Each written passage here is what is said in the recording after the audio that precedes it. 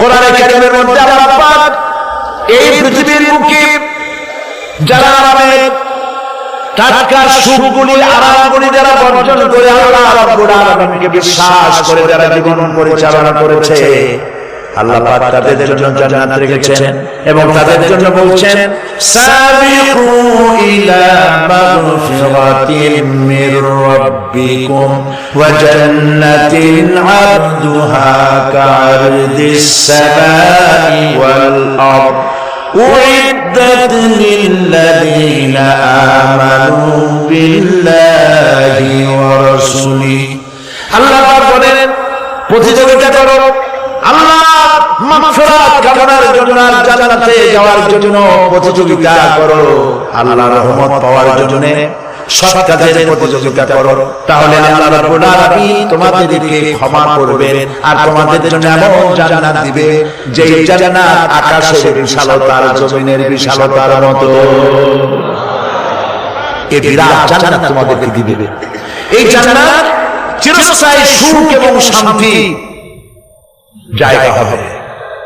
মাসালুল জান্নাতিল্লাতী উইদাল মুত্তাকুন ফিহা আনহারুম মিন মাইন গায়রি আসিলিন ওয়া আনহারুম মিন লাবানিন লাম ইয়াতাগায়্যার তা'আমুহু। আল্লাহ পাক বলছেন জান্নাত আল্লাহ পাক ওয়াদা করেছেন মুত্তাকিদের জন্য। আল্লাহ পাক জান্নাত দিবেন যে জান্নাতের ভিতরে রয়েছে মধুর প্রস্রবণ, রয়েছে দুধের প্রস্রবণ, রয়েছে সেখানে স্বচ্ছ পানির প্রস্রবণ রয়েছে। এই সুন্দর জান্নাত ঝর্ণা ধারা আল্লাহ পাক সৃষ্টি করেছেন, বাগ বাগিচা দিয়ে ভরে রয়েছে জান্নাত। সেই জান্নাত হবে এয়ার কন্ডিশন, রোদের তাপ হবে না, সেখানে রোদের খরতা হবে না, সেখানে ঠান্ডার প্রচন্ডতা থাকবে না।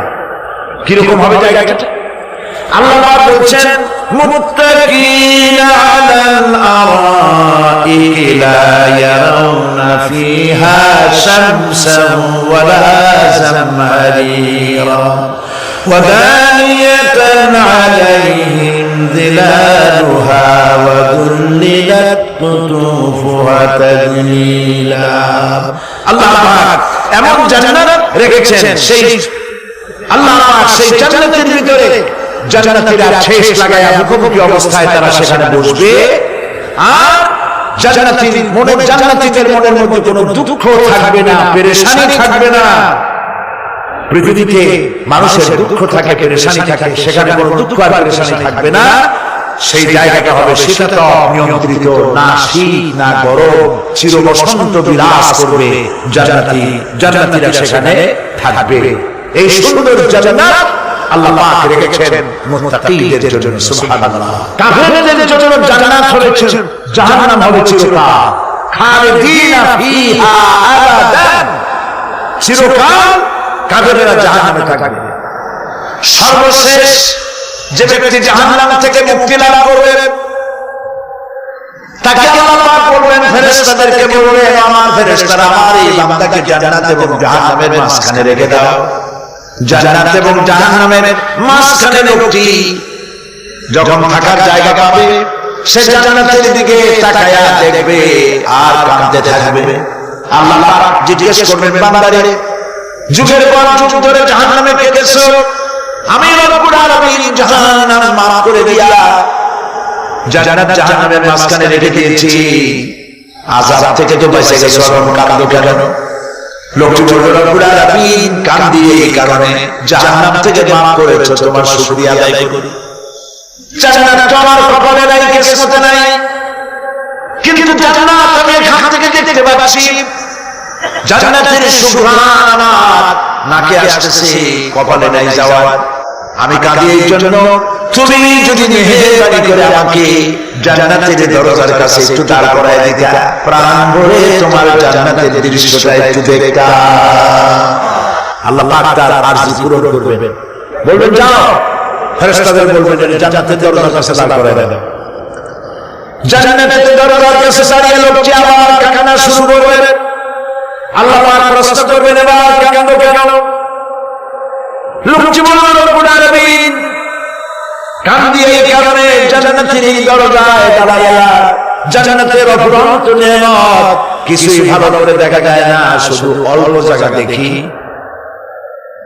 যদি তুমি আমারে দয়া করে জান্নাতের মাঝখানে দাঁড় করায় দিতা, চতুর্দিকে তাকায়া তাকায়া দেখা কলিজারে ঠান্ডা বানাইতা। তবে আমি ওয়াদা করি জান্নাতের কোন নাজ নেয়ামত, কোন ফল আমি খাবো না, ধরবো না, সইব না। একটুখানি মেহেরবানি করে মাঝখানে দাঁড় করায় দাও, জান্নাতের ঠান্ডা করে। আল্লাহ রাব্বুল আলামিন ফেরেশতাদের বলবেন আমার এই বান্দারে জান্নাতের মাঝখানে দাঁড় করায় দেবে। আল্লাহর নবী বলেন জান্নাতের মাঝখানে দাঁড়িয়ে লোকটি আগের চাইতে আরো জোরে চিৎকার করে কাঁদতে থাকবে। আল্লাহ পাক বলবেন বান্দারে কি হলো তো? দরজার কাছে আসতে চেয়েছিলে, আইনা দিলাম। আবার এবার মাঝখানে আসতে চাইছো, তাও এনে দিয়েছি। আবার কাঁদো কেন? লোকটি বলবে রব্বুল আলামিন এবার কাঁদি এই জন্যে তুমি যখন দয়া করে একটিবার জান্নাতের মাঝখানে এনে আমাকে দাঁড় করায় দিয়েছো, তুমি রহমান রহিম গফুর রহিম, এই জান্নাত থেকে আবার বাইর করে দিও না। আল্লাহ রাব্বুল আলামিন বলবেন ও আমার বান্দারে, আমার এই জান্নাত তোর খুব পছন্দ হয়েছে নাকি? লোকটি বলবে রব্বুল আলামিন কলিজা ঠান্ডা হয়ে গেছে, ভাবতেও পারি এই জান্নাত এত সুন্দর। আল্লাহ পাক বলবেন বান্দারে এরকম একটি নয়, দুইটা নয়, তোর জন্য আমি 10টা জান্নাতে এরকম রিজার্ভ করে রাখছি। সুবহানাল্লাহ। আল্লাহ পাককে ভয় করে পৃথিবীর সমস্ত পাপ থেকে যারা নিজেকে রক্ষা করবে, আল্লাহ তাদের জন্য এই জান্নাত রেখে দিয়েছে। সুবহানাল্লাহ। সেই জান্নাতের রিসিপশন আপনারা আন্দাজ করতে পারবেন না। রিসিপশন কারে কয়? কি এর প্রধানমন্ত্রী আই প্রেসিডেন্ট, 4-5টা পুলিশ আর আর্মি আসে একটা ঠক করে সেলুন ভালোবাসা হয়ে গেল, এরকম না। জান্নাতীদেরকে রিসিপশন দেওয়া হবে। জান্নাতীরা যখন আল্লাহর হুকুমে জান্নাতের দিকে যেতে লাগবে, আর যখন জান্নাতের কাছে চলে যাবে, আল্লাহ রাব্বুল আলামিন শোনায় দিচ্ছেন হাত্তা ইযা জাউহা ফুতিহাত আবওয়াবুহা ওয়া ক্বালা লাহুম খাযানাতুহা সালামুন আলাইকুম তিবতুম ফাদখুলুহা খালিদিন। সুবহানাল্লাহ। জান্নাতীরা যখন জান্নাতে প্রবেশ করার দরজার মুখোমুখি হবে, দ্বার রক্ষীগণ তখন বলবে সালামুন আলাইকুম, আল্লাহ শান্তি তোমাদের উপরে বর্ষিত হোক। সুবহানাল্লাহ। দুনিয়ার টাটকা টাটকা সুখগুলি 2 পা দিয়ে ঠেলে দিয়েছো, টাটকা সুখগুলি গ্রহণ করো নাই, হারাম খাওয়া নাই, আল্লাহর দ্বীন কায়েমের জন্য রক্ত দিয়েছো, জীবন দিয়েছো, কষ্ট করেছো, আল্লাহকে ভয় করেছো।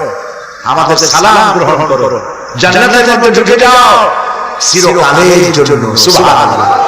আর বাইরে হওয়া লাগবে না, চিরকাল এই জান্নাতের মধ্যে তোমরা বসবাস করতে পারবে। আল্লাহ রাব্বুল আলামিনের ফেরেশতারা বলে দিবে। জান্নাতের মধ্যে আল্লাহ পাক হুরদের সঙ্গে জান্নাতীদের বিয়ের ব্যবস্থা করে দিবেন।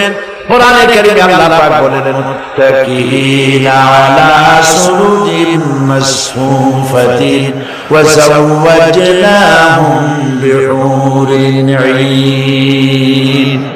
সামনাসামনি ভাবে সাজানো সারি সারি আসন সমূহের উপর তারা ঠেস লাগায় বসে থাকবে, আর আল্লাহ রাব্বুল আলামিন হুরদের সাথে জান্নাতীদের বিয়ের ব্যবস্থা করে দিবেন। যেসব হুরের সঙ্গে বিয়ে হবে তাদের আল্লাহ পাক বিবরণ দিচ্ছেন কি রকম হবে তারা। লাম ইয়াতমিসহুন্না ইনসুন ওয়ালা জান। এর পূর্বে যে ইনসান এদেরকে কেউ স্পর্শ করে না। কি রকম তারা? কান্নাহুন্নাল ইয়াকুত ওয়াল মারজান। যেমন ঝিনুকের ভিতরে মণিমুক্তা থাকে, এইভাবে আল্লাহ পাক তাদেরকে পবিত্র করে রেখে দিয়েছেন। আমার প্রিয় ভাইরা, আল্লাহ রাব্বুল আলামিন কোরআনে কারীমের ভিতরে বলেছেন ফাবিআইয়ি আলা'i রাব্বিকুমা তুকাযযিবান।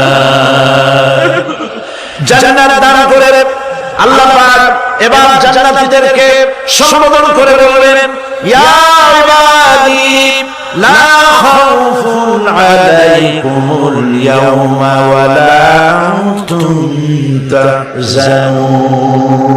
হে আমার বান্দারা, লা খাউফুন আলাইকুমুল ইয়াওম, আজ আর কোনো ভয় নাই। সুবহানাল্লাহ সুবহানাল্লাহ।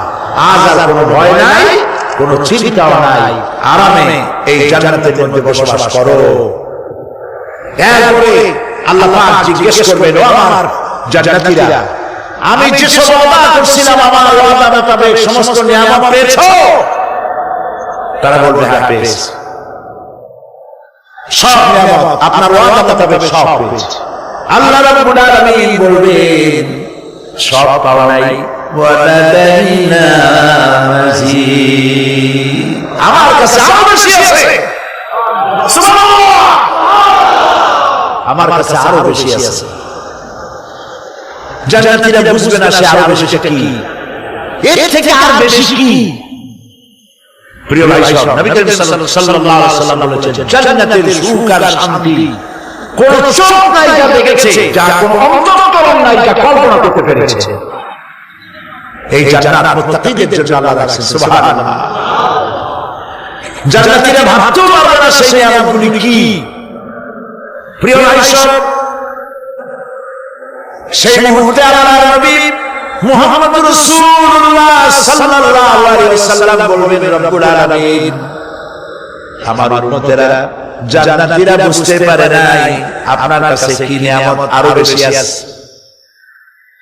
আমার এই উম্মতেরা জান্নাতীরা আপনার ওয়াদা মোতাবেক সব পেয়েছে, কিন্তু একটি জিনিস এখনো তাদের কিসমতে হয় নাই। সেই জিনিসটা হলো যারা তার রবকে না দেখে শুধু কোরআন আর হাদিসের কথা শুনে আরবের ঘুম হারাম করে তাহাজ্জুদের নামাজ আদায় করে চোখের পানি বের করে দিল। যারা জান্নাত দেখে নাই, জাহান্নাম দেখে নাই, আপনাকে ভয় করে যারা জীবন পরিচালনা করেছিল, যারা আপনাকে দেখে নাই, না দেখে শুধু কোরআন হাদিস বিশ্বাস করে যারা অকাতরে নিজেদের জীবন বিলিয়ে দিয়েছিল, এই জান্নাতীরা এখন পর্যন্ত তার রবকে দেখতে পারে নাই। আল্লাহ রাব্বুল আলামিন তার সামনে থেকে ৭০,০০০ পর্দা সরে যাবে। আল্লাহ পাক বান্দাদের আরজি পুরা করার জন্য জান্নাতীদের সামনে তিনি জালওয়া ফরজ হবে। কোরআন শরীফের ভিতরে আল্লাহ পাক বলে জান্নাতীরা তারা আল্লাহর দিকে, জান্নাতীরা তার রবের দিকে তাকিয়ে থাকবে আর রব তার বান্দাদের দিকে তাকিয়ে থাকবে। প্রাণ ভরে জান্নাতীরা রবকে দেখবে। সুবহানাল্লাহ। আল্লাহ পাককে দেখবে। প্রাণ খুলে দোয়া করি রব্বুল আলামিন, জান্নাতের যেই পরিবেশে যেই জায়গায় তুমি দয়া করে তোমার গোলামদেরকে তুমি নিজে দর্শন দিবে, দেখা দিবে। মনিব ও আমাদের রব, আজ এই বিশাল জনসমুদ্র নিয়ে তোমার দরবারে আবেগ ভরা কণ্ঠে বলি, যে অনুষ্ঠানটি তুমি এমন মুবারক অনুষ্ঠান করবে যেখানে তুমি জান্নাতীদেরকে দেখা দিবে, ওই জান্নাতের কোন একটি ওই অনুষ্ঠানের কোন একটি কোনায় কানায় আমাদেরকে দাঁড় করে দেখা যাবে।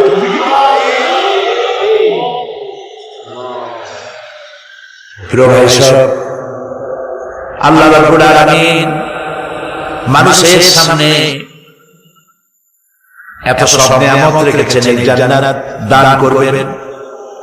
এরপরে আল্লাহ রাব্বুল আলামিন কোরআনে কারীমের মধ্যে বলেছেন রব্বিস সামাওয়াতি ওয়াল আরদি ওয়া মা বাইনাহুমার রাহমান লা ইয়ামলিকুনা মিনহু খিতাবা। এসব পুরস্কার রয়েছে তোমাদের সেই রবের পক্ষ থেকে যিনি আকাশ আর জমিনের মালিক। সুবহানাল্লাহ বলবেন না? যার সামনে কথা বলার ক্ষমতা কারো হবে না। এটি একটি মারাত্মক কথা। কিয়ামতের দিন আল্লাহর দরবারে কেউ কথা বলতে পারবে না আল্লাহর নির্দেশ ছাড়া। একটি আকীদা পরিষ্কার করে নিয়ে যান আপনাদের। সে আকীদাটা এভাবে পরিষ্কার করুন, কোন পীর সাহেব, কোন খাজা বাবা, কোন মাওলানা, কোন মুহাদ্দিস, কোন বুজুর্গ আপনাকে সুপারিশ করতে পারবে না যদি না আল্লাহ পাক তাকে কথা বলার তৌফিক না দেন। মনে থাকবে এটা। আয়াতুল কুরসির ভিতরে আমরা পড়ি, মান যাল্লাযী ইয়াশফাউ ইনদাহু ইল্লা বিইذনিহি। আল্লাহ পাক বলেছেন কিয়ামতের দিন আল্লাহর দরবারে কার সাহস আছে কথা বলতে পারে? মান যাল্লাযী ইয়াশফাউ ইনদাহু ইল্লা বিইذনিহি। আল্লাহর ওয়াদা ছাড়া, হুকুম ছাড়া আল্লাহর সামনে কথা বলা সেদিন কেউ থাকবে না। সুবহানাল্লাহ। কেউ কথা বলতে পারবে না। সুপারিশ করতে হবে আল্লাহ যারে বলেন তুমি করো, অমুকের জন্য করো, সেই ব্যক্তি শুধু তার জন্য করতে পারবে, আর কেউ কথা বলতে পারবে না। সেই কঠিন হাসরের ময়দান যেদিন শুধুমাত্র আল্লাহ পাক কথা বলবেন আর যারে বলতে বলবেন সেই কেবলমাত্র বলতে পারবে। সুপারিশ এটি আল্লাহ পাক কিয়ামতে পারমিশন দিলে বলা যাবে। হযরত ইব্রাহিম আলাইহিস সালাম, হযরত ইব্রাহিম আলাইহিস সালাম কিয়ামতের দিন তার নিজের পিতা সম্পর্কে সুপারিশ করবেন রব্বুল আলামিন। আমার আব্বার জন্য সুপারিশ করতেছি, মেহেরবানি করে জাহান্নাম থেকে তারে আপনি রক্ষা করুন। আল্লাহ রব্বুল আলামিন বলবেন, ইব্রাহিম তোমার সুপারিশ মঞ্জুর হবে না। প্রিয় ভাই সব একটু মাথা কাটান, চিন্তা করেন। জাতির পিতা কে? জাতির পিতা কলিজা সাফ করে ফেলুন, মুসলমানদের জাতির পিতা হাফিজ আলী কেউ হতে পারে না।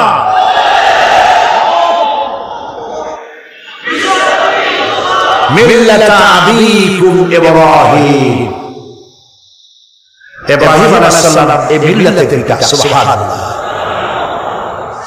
হযরত ইব্রাহিম আলাইহিস সালাম কিয়ামতের দিন বলবেন, আল্লাহ আমার আব্বার জন্য সুপারিশ করছি। আল্লাহ পাক বলবেন মঞ্জুর হবে না।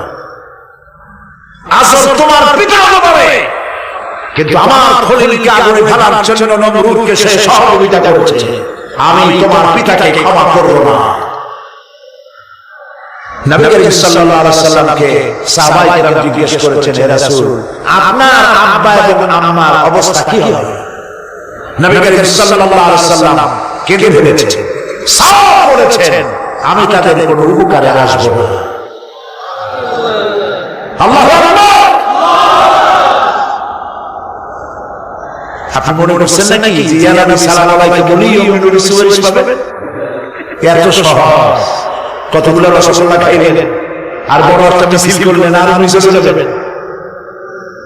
পৃথিবীর সব মানুষ সাহাবায়ে কেরাম বাদ দেন, পৃথিবীর সমস্ত মানুষ একত্রিত হয়ে আবু তালেব রাসূলুল্লাহকে যে ভালোবেসেছেন ওর 1000 ভাগের 1 ভাগও সারা দুনিয়ার মানুষ রাসূলুল্লাহকে ভালোবাসতে পারবে?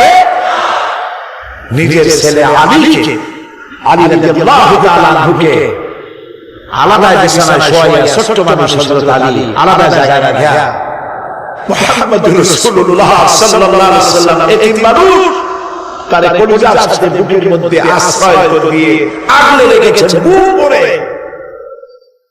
সেই আবু তালেব মৃত্যুর সময় নবী করিম সাল্লাল্লাহু আলাইহি ওয়াসাল্লাম বলেছিলেন, চাচা একটি বার আমার কানে তাওহীদের কালিমা শোনায় দেন।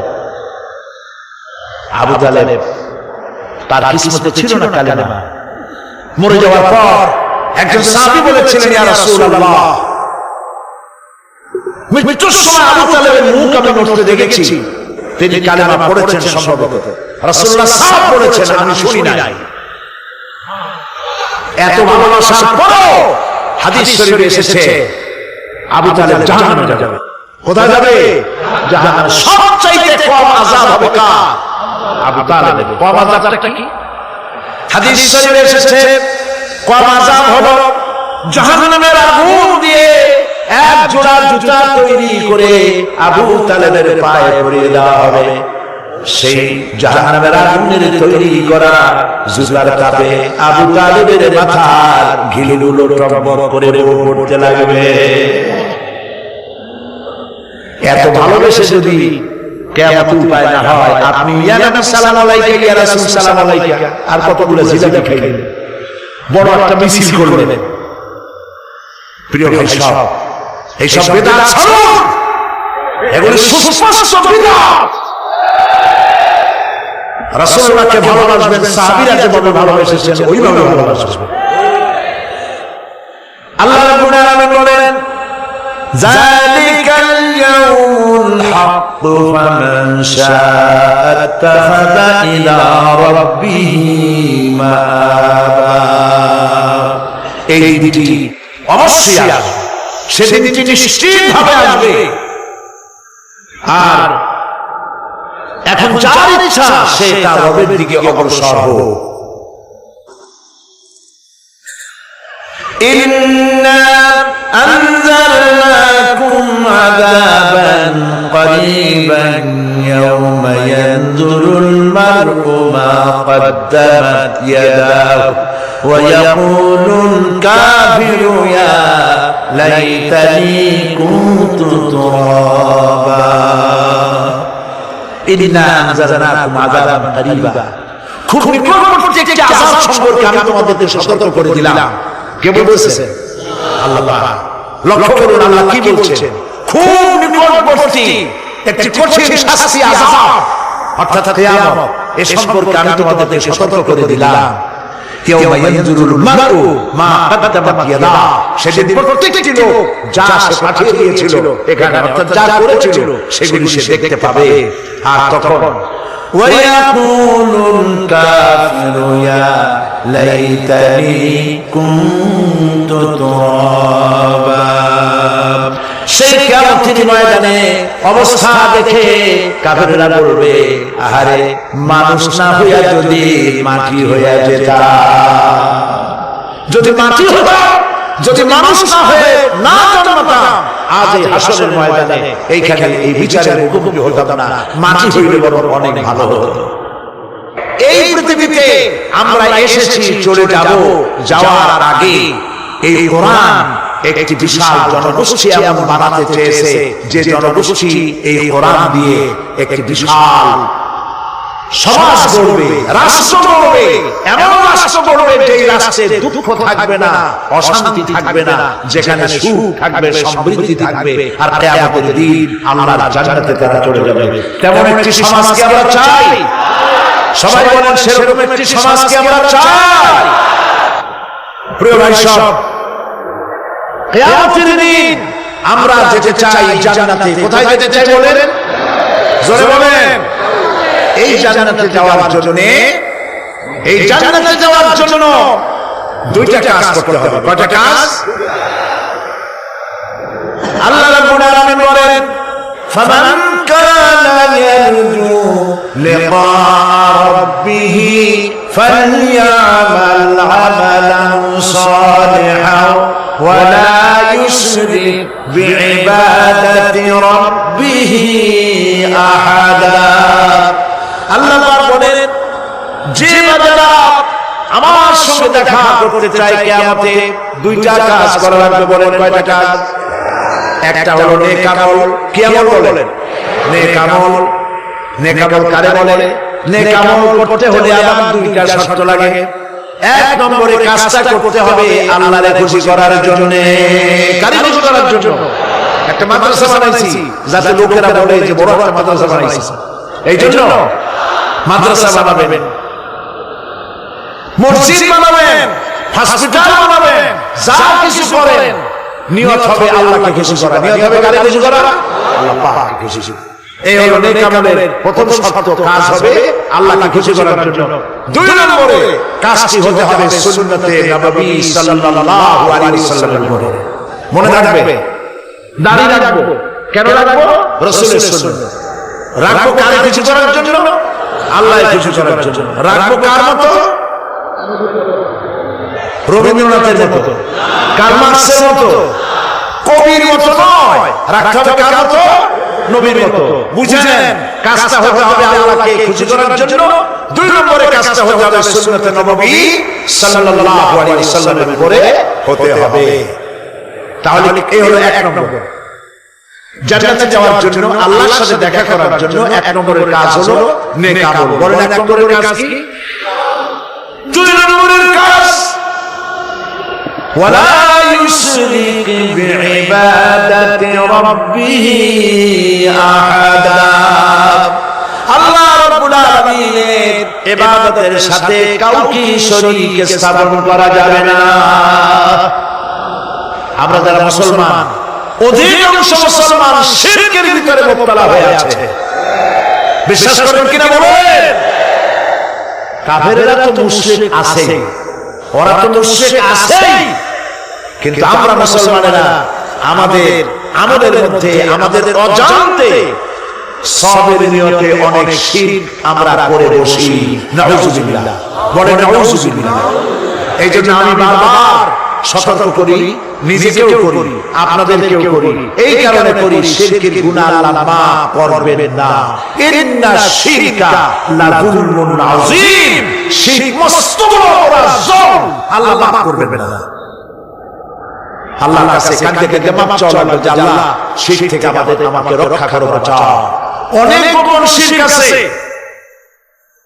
মাজারে যান, পীর সাহেবের কাছে যান, মনে যদি নিয়ত থাকে উনি ফু দিলে আমার ভালো হবেই, উনি তাবিজ দিলে আমার বাচ্চা হবেই, উনি আমারে দয়া করলেই আমার ব্যবসায় উন্নতি হবেই, এইটার নাম শিরক। এটার নাম কি? ওয়াইজা সালতা ফাসআলিল্লাহ ওয়াইজা ইসতাআনতা ফাসতাইন বিল্লাহ। যা বলার আল্লাহকে বলো, আর যা চাওয়ার কার কাছে চাও? চিল্লায়ে বলেন। কলিজাটাকে পরিষ্কার করে দেন আজকের মাহফিলে। এই কলিজায় কারো প্রতি কোনো ভয় রাখবো না আল্লাহ ছাড়া। ভয় করবো কারে বলেন? মহব্বত আল্লাহ ছাড়া, এত বেশি মহব্বত আর কাউকে করবো না। আল্লাহ তাআলা আমাদের কলিজায় তোমার ভয় এবং মহব্বত দিয়ে ভরে দাও। রাসূলের মহব্বত দিয়ে আমাদের দিলকে ভরে দাও। বিশ্বাস করুন ভাই সাহেব, কোরআন শরীফ আমার সামনে, বিশ্বাস করুন।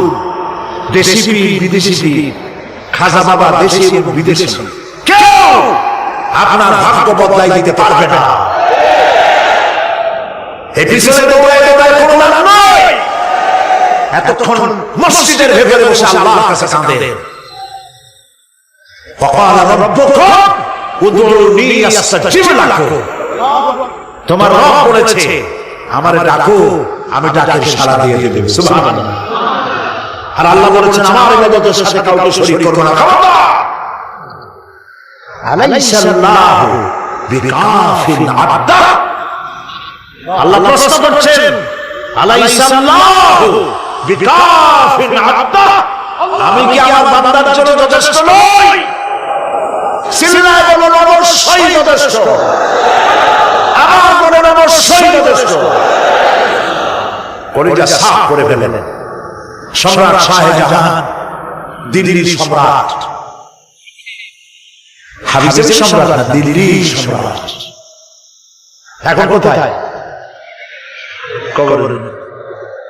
কবি বলতেছেন, শাহজাহান কো जिन्हें फख्र से देते थे बास, शाहजहां को जिन्हें फख्र से देते थे बास, वाज कब्र में है सूरह अल-हम्दु की मोहताज। सारा भारतবর্ষ যারা ট্যাক্স দিয়ে নিজেকে সৌভাগ্যবান বলে মনে করত, সে আজ কবরের মধ্যে ভিক্ষুকের মতো সূরা আল-হামদুর মতো একটি সূরার মধ্যে ভিক্ষুকের মতো শুয়ে আছে। সম্রাট শাহজাহান মসজিদে বসে আছে, এক ফকির ঘুরতেছে। লোকেরা কয় ছোটবেলা থেকেই তোমার খেয়াল করতে দেখলাম, ভিক্ষা কি জীবনেও যাবে না তোমার? লোকটি বলছে, আমি ভিক্ষা করবো সালামের উপায়টা কি? এই লোকটি আমি ভিক্ষা করা সালাম করবো কি লোকেরা তো আমার 60 টাকা 50 টাকা 100 টাকা দেয়, 4 না 5 না 1 টাকা এই দিয়ে আমি বলবো কবে কবে। লোকটি বলছে আচ্ছা দেখো তুমি তো জায়গা মতো চাইতে পারবে না, বাদশার কাছে যাও এমন দেওয়া দেবে জীবনে আর খরচ করা পারবে না। তো বাদশার কাছে কি খয়রাতি যাইতে পারবে কোনদিন? কয় হ্যাঁ এখন পারবে। কেমনে? কয় সম্রাট শাহজাহান এখন একা একা মসজিদে আছেন। তখনকার এসব বাদশারা অনেকে নামাজি ছিলেন, দিনদার ছিলেন।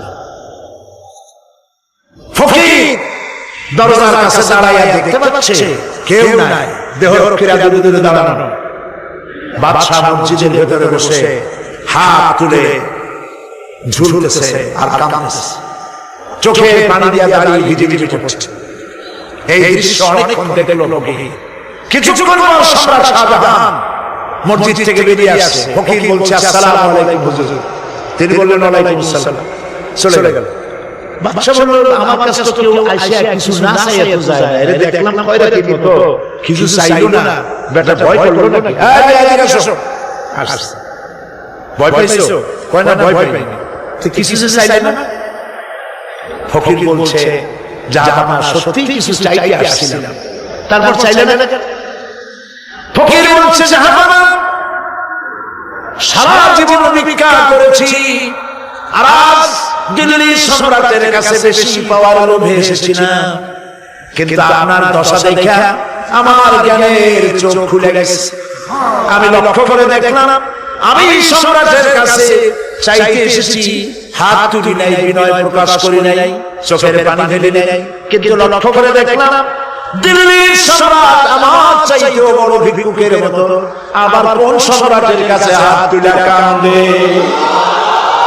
আমার জ্ঞানের চোখ খুলে গিয়েছে, আমি বুঝতে পেরেছি সম্রাট কাঁদে যেই সম্রাটের কাছে, তারে ছাড়া কারো কাছে জীবনে চাইবো না। এই কথাই সূরা ফাতিহায় প্রত্যেকদিন পড়ি, বুঝি না কি পড়ি।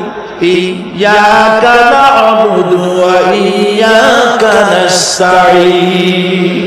আয় আল্লাহ, একমাত্র তোমার গোলামি করি আর তোমার কাছে সাহায্য চাই, তুমি ছাড়া কারো কাছে সাহায্য চাই না। পরিচয় সাফ করুন, কোন মুনাফিক কোন জিন্দার আপনার মনের আশা পুরো করতে পারবে না, পারবে না, পারবে না।